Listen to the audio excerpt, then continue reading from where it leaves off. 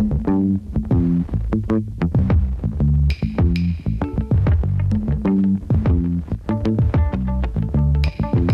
ladies and gentlemen, and welcome back to another episode of the GRCV Hoops podcast. My name is Gavin Campbell, and alongside me, as always, my good friend Ricardo Vargas, and as always, fun and happy to be here. We're going to go ahead and jump right into today's episode. First topic, really a depressing one, if I'm being honest. DeMarcus Cousins ruptured his Achilles in the New Orleans Pelicans win over the Rockets a few days ago. Rick, I want to know, how does this affect the Pelicans' season in the next few months to come, following the All-Star break, and how does this affect Boogie Cousins' future, not only with the team but for the rest of his career? Well, hopefully he has a speedy recovery first of all, and I think he will be able to recover from this and be the same player that he was. As for the Pelicans this season, I think it's over. They might as well just pack it up. Just pack it up. It's over. They're not, especially in the West. If they were in the East, okay, maybe. But I think it's over. They just got to focus on recovering Boogie and just keeping their guys healthy.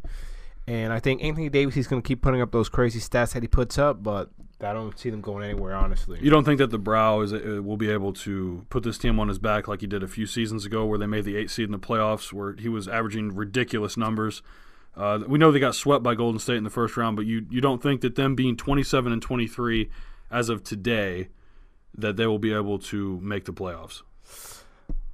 I really don't think so. I'm sorry. That's fair. That's fair to say, and I know a lot of people are not optimistic about that because they were struggling up until the past week and a half, 2 weeks ago, when it seemed like him and Boogie were finally starting to figure it out. Yeah, definitely. And that's when they went on. They got 5 or 6 wins in a row. Boogie was finally 6 games over 500 for the first time in his career, which is crazy to think about. All those years in Sacramento of failure, and then finally finding some success here in New Orleans with Anthony Davis. I'm more optimistic about it, but I don't like their chances of making it. But if Anthony Davis can rally his guys, and use Boogie's injury as motivation, because it's a terrible injury. We saw the same thing happen to Kobe Bryant back in the 2013 season. It's hard to come back from, and Kobe's injury, it happened later in his career. So it was harder for him to come back and be his normal self. We saw him struggle the past 2 or 3 years of the rest of his legacy in Los Angeles. But I think for Boogie, him being 28 years old, if he just takes the summer to reflect and recover and just go through rehabilitation, take things slow, he will be able to come back, like you said, as his old self. But you got to wonder, how does this affect his free agency? His contract is up at the end of the season. Is someone still willing? Let's pretend that you are a GM. Are you still willing to throw max dollars at Boogie Cousins? Not coming off the injury. I got to see him play the next season because it's a huge risk. Especially, he's a big man. This is a terrible injury. I wouldn't be able to take that risk because it's a lot of money. You're not going to give this guy, a few dollars. It's going to be a max contract because he is a special talent, one of the most dominant players in the league. So I want to take that risk. So do you think, in turn, this actually helps New Orleans' chances of re-signing DeMarcus Cousins if other teams, like you said, would be wary to sign a guy coming off a ruptured Achilles? Oh, yes, 100%. I think it's good for the team, and I think Cousins, he wants to stay there. I think he wants to win in New Orleans, especially with Anthony Davis. I think he stays. I think that they're really close, and they've gotten closer as the months have gone by. If DeMarcus hadn't gone down with injury, next month in February would have been a full year that they had been together in New Orleans and playing basketball and just getting to know each other. We know when DeMarcus went down, shortly after, Anthony Davis came out and posted on Instagram his thoughts and concerns for his teammate and friend, wishing him well and a speedy recovery, and that they will try to continue on and fight forward for Boogie. I think that is going to play a huge role in it. Like you said, it's difficult when something like this happens to a player, more so to a player that you're friends with, that you're buddy with in the league. Yeah, definitely. And same university they went to. Absolutely. They got the Kentucky relationship there, although they didn't play during the same years. DeMarcus being a little bit older than AD, it is just really sad to see. But hopefully, there is an opportunity for him to come back, even if it's on a 1-year deal, just to work things out. Anthony Davis is still locked up for another 3 years, with a 4th year being a player option. We'll have to see how the Pelicans are able to fare moving forward. One more thing I want to ask, though, is how do you think this affects Anthony Davis and having his fellow Twin Tower not on the court with him? It's definitely going to affect him, but I think he is going to put the team on his back and post crazy stats.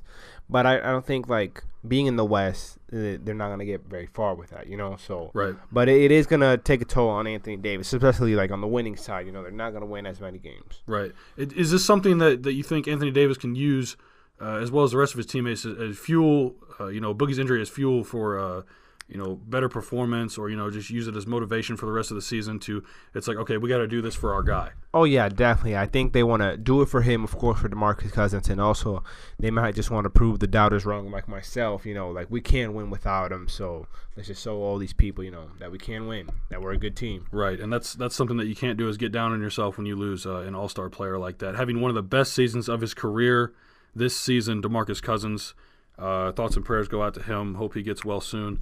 But we are not finished with the injury report. We had quite a few injuries happen over the past week and a half. The Oklahoma City's Andre Roberson ruptured his patella tendon in the Thunder's win over the Detroit Pistons. The Thunder are the most efficient team in the league when Roberson is on the court defensively, but they are bottom 5 without him. Wow. Rick, how does this affect the Thunder moving forward without their star defender on their team? This is a huge blow for them. Like, one of the best defensive guards in the league, and also being in the West, so many great guards in that conference. I think it's tough for them because he can guard them, play that defense. It's a very tough blow for the Thunder. Hopefully he recovers fast and he's able to come back to be his normal self. But very tough for them. And like Russell Westbrook and Paul George, them being the defensive geniuses that they are, they'll be able to step up, though. Yeah, we know that Roberson is a liability on offense, obviously, with his free throw shooting and his let's just be honest, abysmal 3-point shooting, and that's what the league is turning into, is a 3-point shooting league. But when he's on the court, I mean, that is no joke that the Oklahoma City Thunder are the best defensive efficient team in the entire NBA. We know he was a big part of their run. They've gone on an 8-9 game winning streak here as of late. They're currently 30-21, which is a lot better than some of us would have thought in the beginning of the season, when they were sitting at the 9th seed, looking inside from the outside of the playoffs. He looked terrible for them. And we were even debating, okay, well, this experiment didn't work out. Are they going to trade Paul George? Are they going to trade Carmelo Anthony? And they've brought it together, and they've fought all the way up to the 5 seed, and they're only a game and a half behind the Minnesota Timberwolves for the 4 seed. So they were looking really good up until this point, and this patella tendon rupture for Roberson is just absolutely it's a terrible thing for this team. I don't know how they're going to replace him. I think that's an interesting question that needs to be answered. I think coming off the bench, someone like Ferguson would be a good fit. I don't think playing Raymond Felton anymore, that he needs to be played. Being a backup scorer off the bench for Russell Westbrook is really all they need. I think what's going to be interesting is how Paul George's role is affected now in the rotation with Roberson being out, because Roberson would usually guard the other team's best player, and now that's going to fall on Paul George's shoulders. And how do you think this affects him having to put more effort and energy into the defensive side of the floor, and then having to play offense as well and keeping up his all-star stats? It's going to be tough for Paul George, him being one of the best two-way players in the league, but I think he will be able to step up and be able to do that for the team, because he is an amazing player on both ends. So I think he'll be able to do it. And we know that Paul George will be DeMarcus Cousins' replacement in the All-Star game. We know Russell Westbrook voiced his displeasure with him not making the All-Star reserves this season. Paul George will be in the All-Star game playing for Team LeBron after DeMarcus' injury. But as for Andre Roberson, again, thoughts and prayers go out to him. We really hope that he has a speedy recovery and can come back next season, healthy and definitely. Not only that, but hopefully, during rehabilitation can work on the offensive side of his game. We know that he's a tenacious defender, and he'll continue to do that. Just hope that the recovery process goes well for him. As for Paul George, congratulations on making the All-Star game in the Western Conference. Yes, congrats, big fella. That's really one thing to make the All-Star game, another thing to make the All-Star game in the West, being to as how stacked it is out there, and you know the lack of talent in the East. Not to say that that's why Paul George is making it. He is an All-Star caliber player. But without a doubt, in the West, it is very tough to make one of those teams. But moving on to yet another injury. This happened last night. Oddly enough, Kevin Love broke his hand in the Cavs' loss to the Pistons. Love expected to be out 6 to 8 weeks. I think he's hopeful to return sometime in the middle of March. This is not good for the Cavs at all. Oh, my goodness. Especially on all these games they've been losing as of late, and their struggles on defense, them still being the second worst efficient team in the entire league. They are currently 29-20. They are third in the Eastern Conference, 1/2 game above the Miami Heat. Rick, I need to ask you this question. How much of a panic should the Cavaliers be in right now? They should be in panic mode because losing their second best player is a gigantic blow to them. Kevin Love was having a fine season, and this is terrible for them. All their guys are going to have to step up. Isaiah Thomas is going to need to step up on the offensive end, be more efficient. LeBron, he's going to be keeping himself. But the other guys, the role players, they definitely need to pick up their game and start winning some ball games and start helping out because, my goodness, Tristan Thompson, they all got to get going. And it's funny you bring up Tristan Thompson. Everyone says that, the Cavs have interior defensive issues, right? And they say Tristan Thompson is the answer to those problems. Well, what people don't understand is that Tristan Thompson is a rebounder. Being a rebounder and a rim protector are two completely different things. Two different things. That's why you hear people saying it's like, oh, well, the Cavs need to trade for DeAndre Jordan. The difference between Tristan Thompson and DeAndre Jordan is not only the athleticism that DJ brings to the table, but the defensive paralysis that DJ holds himself to that standard as, right? So we know that Tristan, is really good on the offensive glass, especially not just rebounding on the defensive end of the floor, but when it comes to actually protecting the rim inside 2 to 3 feet, DeAndre Jordan is averaging 2 blocks a game this season. And you don't see that with Tristan Thompson. I understand that you can make the argument for the minutes differences. DJ obviously playing more, especially more now that Blake Griffin is no longer with the Clippers, and we'll get into that a little bit later in the show. But I think that this is a huge, huge loss, like you said, for the Cavs. Kevin Love, I think, undoubtedly their second best player, with Isaiah Thomas struggling right now. This one question keeps coming to my mind, though, Rick, is when Kevin Love and Isaiah Thomas were on the floor together, they both struggled. Now that Kevin Love is going to be out for sure a minimum of 6 weeks, is this time for Isaiah Thomas to actually step up and fill his role and come into his own like we've been hoping for the past few weeks? I think regardless of this injury, I think Isaiah Thomas is going to find his groove. It was bound to happen sooner or later, but I think this is gonna help him like step up and actually just say, okay, I gotta start playing good, and it's gonna help him. And I can easily see Isaiah averaging 25 points a game in the near future. Now, if he does return to form and get around 20 to 25 points, somewhere in that range, which I am not as optimistic about as you are, but if he is able to do that, when Kevin Love comes back in 6 to 8 weeks, how do you work him back into the system if he's not getting his touches? We know LeBron likes to get Kevin Love going early in the first half, and when that doesn't happen, usually the Cavs have struggled finding points from other people. They found it in Dwayne Wade coming off the bench for a few games, whether it's 18, 22 points that he's able to put up, but he can't keep doing this night in and night out of him being 36 years of age. How do you fit Kevin Love back into the system if Isaiah is able to find his role? And also, if he does come back, during the time that he's out, do the Cavs try to make a move and push to try to make their case for winning the finals? I really think that it all depends on how Cleveland is playing, how they play these next 6 to 8 weeks, how Isaiah Thomas is doing, and just go from there. Like, I honestly do not know how they're going to play, how this is all going to shape up for them. But hopefully they start playing good, and once Kevin Love comes back, hopefully they'll be able to ease him in and just him be the same player that he was. Because I do think Love, Thomas, and LeBron can coexist. When you say coexist, in terms of like all three of them on the court at the same time? Yeah, exactly. Yep, okay. That's what I mean. Well, we'll have to see how that plays out. Another interesting thing to think about is Kevin Love was an all-star selected by LeBron James. He is now out. They're going to have to find a replacement for him. This did just happen less than 24 hours ago, so we'll probably coming out within the next 48 hours, I would imagine, the same time frame that the DeMarcus Cousins and John Wall replacements came.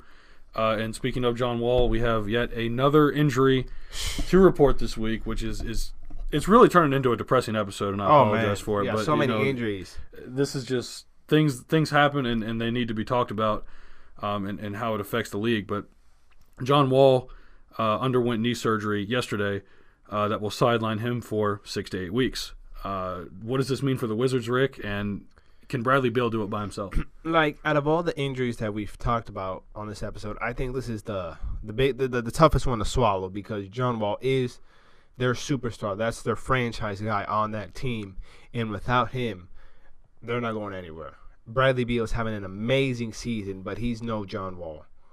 They need John Wall for them to be able to go far in the playoffs. This is a huge blow for them. Hopefully he can recover fast and come back, but it's a tough one. It's a real tough one for Washington. I love that. I love watching them play. They're exciting. John Wall, especially one of the fastest, if not the fastest player in the league.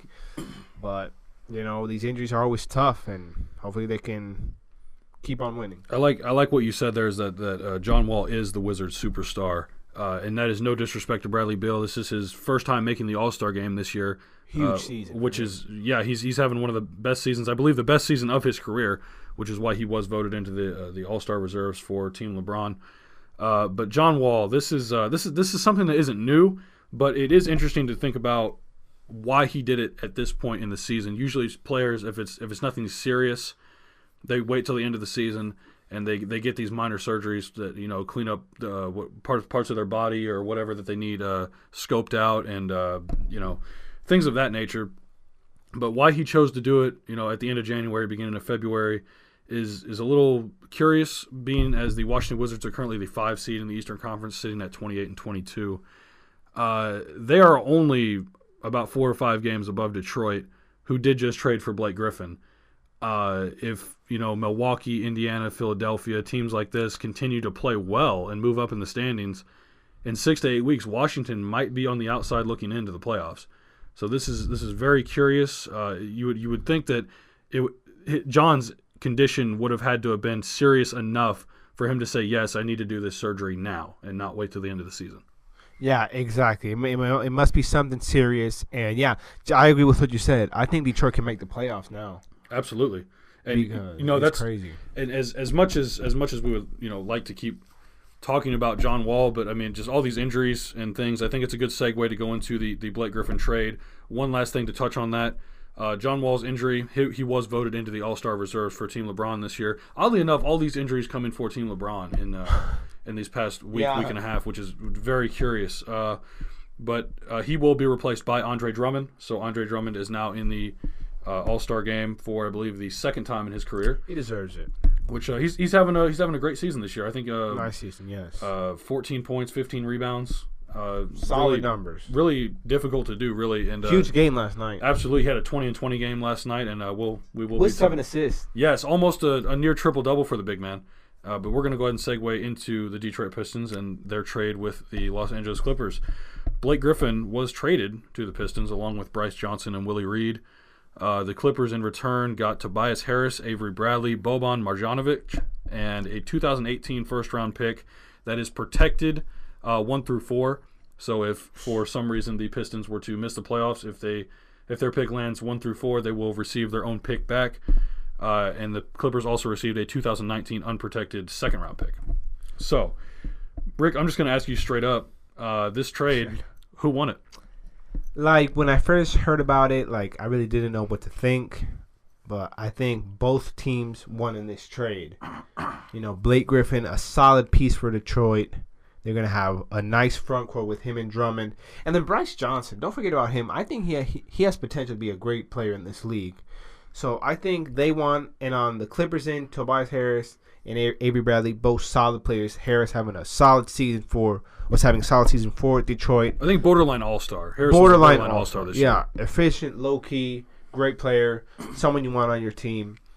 I think it's a good trade, but I really don't know what the Clippers are looking to do. Like, I don't know if they want to rebuild. It was weird that they traded Blake Griffin. Having signed him to that big contract. I really don't know what's going on with the Clippers. With the Pistons, I do know, they're trying to make the playoffs. A good move by them. But, Right. I think just to touch on that real quick, I do think the Pistons did a good job in trying to make the playoffs. I think Stan Van Gundy wanted to make a splash and a statement in saying that we are all in. And I think bringing in, an all-star talent like Blake Griffin is what you want to do. But as far as the Clippers are concerned, I'm wondering if they're done. They've traded Blake Griffin away. We were told that they were trying to shop Lou Williams and DeAndre Jordan, but then Blake Griffin gets shipped out before either of them. So you have to think, what are their options moving forward, and what does Jerry West have going on behind the scenes for that franchise? Yeah, it's really tough to say right now. I do think DeAndre Jordan will get shipped somewhere else soon, and I don't know about Lou Williams. Like, I don't know where he might end up. It's interesting. I tell you what's the most interesting thing to take away from this, and like I do agree with you when you said that both teams did win this trade. I think there are some goods and pros and cons to both sides of this deal.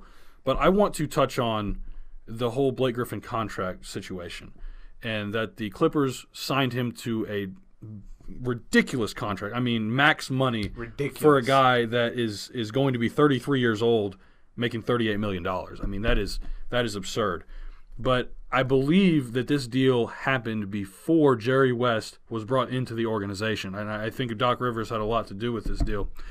So when they signed him to that, and he went down with the injury for, I believe, 4 or 6 weeks, something like that. Then he came back, and he was still playing okay. Not any better, not any worse. But the Clippers were 25-25 at the time of this, 25-24 at the time of this trade. And I think Jerry West didn't think that paying someone that much money was in the Clippers' good fortune or part of their future. So when they traded him away, there's $30-something million off your books for the next however many seasons, at least next year. Now, if you trade away DeAndre Jordan, his contract is expiring, $20-something million. Lou Williams' contract is expiring. I'm not sure how much he's making, but that's more money off your books. Now, when you add all of that together, that's $50-60 million off your books. That's enough for 2 max contracts. That's a lot of money. Now, you have to think, why else would they do this if they're playing so well this season?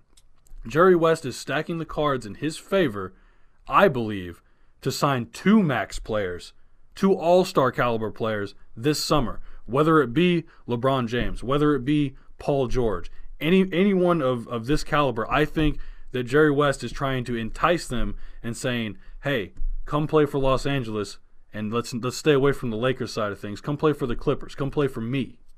This is just something that's crossed my mind. Why else would he be doing this? No, that's a great theory you have there, and it could be possibly right. Like, that is a lot of money they have, and, they don't have anything to, like, attract free agents, but, being in L.A., That is a big plus, those guys, millions of dollars, Right, and it's real quick, like you said, they don't have anything to attract, but if you have enough money, superstars attract each other. Exactly. Like, hey, if we want to play together, let's go to Los Angeles. Exactly, for sure. That's 100% true. And let's go to LA, let's win there, Western Conference. I think that might be true. And one thing about this trade that I do like is Stanley Johnson. He hasn't been very good these last seasons, but I think now that Tobias Harris isn't going to be there, he might be able to step up and come into his own. Absolutely. He had a big game. Yes, he did. And shoot, maybe we could see some star potential from him. I think not only Stanley Johnson, who is obviously going to see an increase in minutes, but I think Luke Kennard, their rookie from Duke, is also going to see an increase in minutes. And we'll have to see if he can, shoot lights out like he did at Duke. I think he will. And I think him and Stanley Johnson put together, if Reggie Jackson can stay healthy, the Pistons have a really nice starting 5. A solid. And, like, with Stanley Johnson, like, he's a big guy. He's like 6'7", something like that, 200 plus. So I could see him doing some damage. Absolutely. And it will definitely be interesting to see, even look at the other side of things, if the Detroit Pistons are done making moves. We don't know. We know that, they still have some draft picks that they could trade. We also know that they have some players that they can also work with. Reggie Jackson, like, they're always in talks with moving him and whatnot. Absolutely, and I think teams are, not enticed with the whole injury-prone aspect that comes along with Reggie Jackson. But we know that I wouldn't say that he's an all-star, but I mean he's hovers around being borderline all-star and average point guard range. We know that he's capable of putting up solid numbers for a team, but not being able to stay healthy, I think, is the biggest red flag for him. Yeah, no, for sure. He's a good guy. I saw him in Colorado Springs in a parking lot one time. Really? Yeah, like we were at this game at the Olympic Center, and he was there watching the game, and he was like waiting for his ride in the parking lot in like a white T-shirt and some flip flops. I didn't say anything. That's a story I haven't heard before, Rick. Like, come on, Reggie, go home. Wow. Well, that is something. And also, speaking of seeing NBA players, we will be going to the Toronto Raptors Indiana Pacers game. Yes. In March, I believe 12th or March 13th, one of those days. We will be going to see that game and hopefully come back and have something to talk about. It should be fun. That's gonna be fun. The Raptors, man. DeMar DeRozan, Kyle Lowry. Victor Oladipo and Miles Turner. It's going to be a good game. Hopefully. I expect it to be close because the Pacers play well at home. Bankers Life Fieldhouse is they got the fans there they're loyal. I can tell you that much. They're loyal. They love their Pacers, and it's going to be a hostile environment for me, but it should be it should be a good game, and I'm hoping for a close one. It will for sure. But moving on to the next topic, I want to ask you, Rick. Kristaps Porzingis and the New York Knicks. He has gone to the front office and said that he wants the team to make the playoffs this year. The Knicks are currently in the 10th seed right now at 23-28, 5 games under 500. If you are the Knicks general manager or anyone in management, do you honor his request? No. No, I'm joking. Like I can respect, him wanting to do that. Of course, he wants to win, but I really don't know what's going on in his mind. He should just wait for the offseason, get someone there.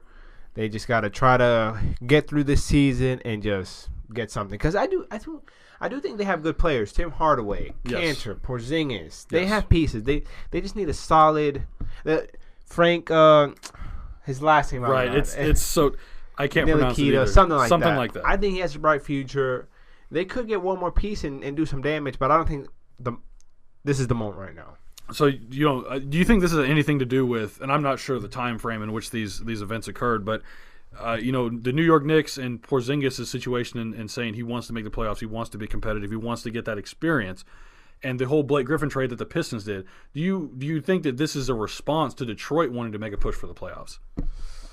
Oh man, yeah, I could see that. And like New York, what they have to do, I don't want them to like rush into anything, giving this somebody just a huge amount of money. They just got to scout, see who wants to come there. New York being a mega city, and I don't know, just go from there. Motor City. They just got a new arena. They're trying to fill it, and I think with Blake Griffin and Andre Drummond, I almost said DeAndre Jordan. Well, I'm so used to saying that.